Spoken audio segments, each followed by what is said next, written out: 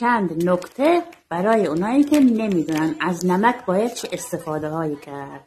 هیچ وقت نمک رو قرض ندین دوستان، به هیچ عنوان. برای که همیشه تو زندگیتون موفق باشین، همیشه خوش باشین، خوشبخت باشین، رزق و روزی براتون بباره، جمعه ها که میشه نمکتونتون رو پر کنین، نمک پاشاتون رو پر کنین. فقط روزای جمعه دوستان یه بار امتحان کنین ببینین که چگونه رزق و روزی از دیوار براتون میباره. یه ذره نمک بریزین تو مشمع فریزر، ببرین بذارین تو داشبورد ماشینتون.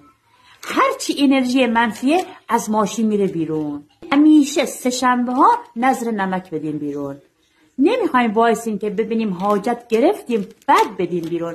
شما بخرین، روش بخونین آیت الکرسی و صلوات، پخش کنین، انشاءالله که حاجت روا میشین. میدونستین نمک برای خانم فاطمه زهرا